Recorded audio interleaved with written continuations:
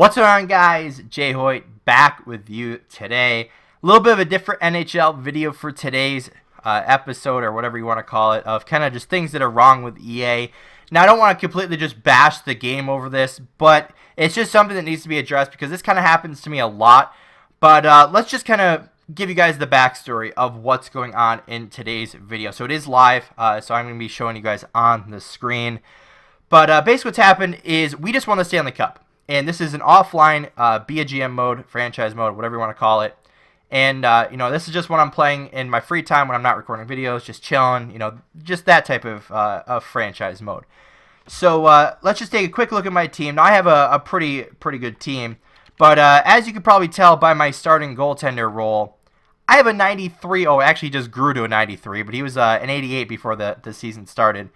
But you can kind of see I don't really need three goalies essentially in the NHL, and this Doan guy has actually been with me for a few years, actually a bunch of years now. He's been with me like 5 years or so. Accidentally traded for him with the intention of him being my backup at the time, and I thought he was only on a 1-year contract. Well, yeah, ended up having an extension, so I kind of got stuck with him essentially. We are at July 1st, the start of free agency.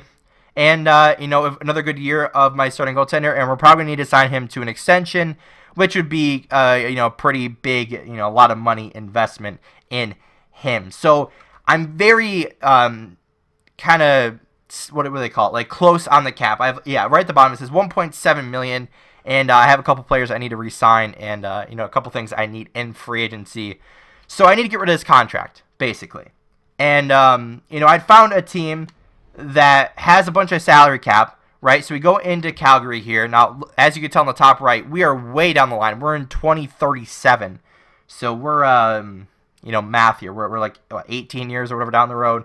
And I came across Calgary, and they have $27 million in cap room. $27 million. Now, you know what you could get with that? You could probably get an Erik Karlsson, Connor McDavid, and that's like, what, 20 mil-ish? And then maybe another player. But, so I came across Calgary, and they seem to be looking for a goaltender anyway. Not necessarily in their trade block, but if you just look at their team, I mean, they have 2 goalies. They have a 79 overall, 32-year-old in the NHL, and they also have a 71 overall, 21-year-old, which realistically should be in the AHL. So, didn't want to throw him in the trade there, but realistically, they could use Doan. And Doan is, 82, I believe? Yeah, 82 overall. So he's still decent. And the last couple of years, he's done pretty decent for me. I mean, you can kind of tell, when he was back for a starting role, when he was a backup role, and he's done decent as a backup. Not really the best of stats, but he's been decent, right? He hasn't been horrible. He's been, keeping us in the games most of the time. But anyway, I came across Calgary because they have lots of cap room, and they need a goaltender. So I figured, hey, I don't really want much from him from Calgary, because I already have my goaltender situation kind of set, right? I have my franchise goalie. I have another guy that's kind of waiting in the wind, for an opportunity. And then I got a couple other young guys, plus a bunch of unsigned guys. So I don't really need him. So I go to make this trade, right? And originally I tried to get like a 3rd and a 5th. Well, actually I started with a 2nd and kind of just moved down the line.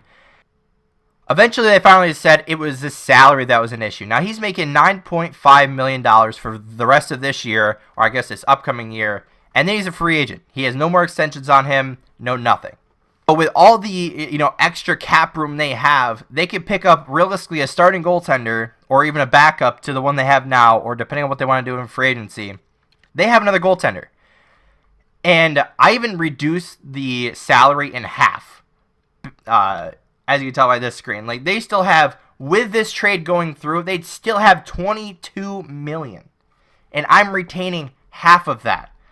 Now, this would give me 6.4 mil, it looks like, in this trade. So I'm like, all right, let's try to make this trade go through.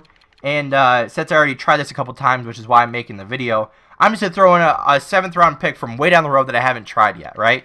Now, remember, $27 million in cap room.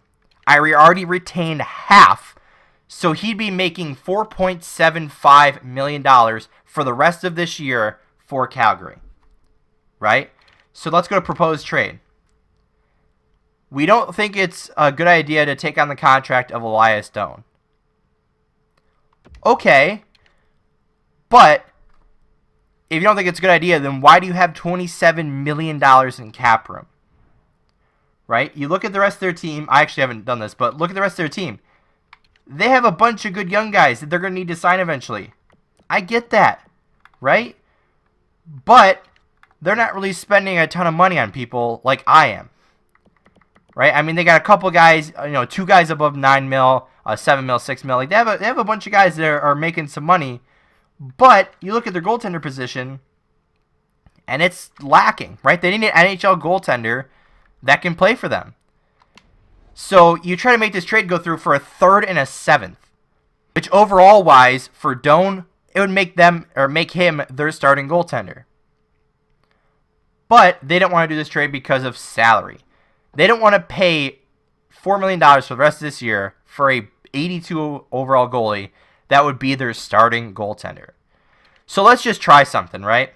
Let's take off the 3rd round pick. So a backup goalie with half of the money retained for a 7th round pick.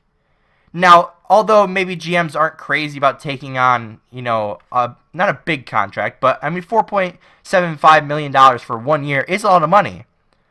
But that's for a starting goaltender, essentially. Like, you see what I mean? So then you try it for a 7th, they still don't want to take it.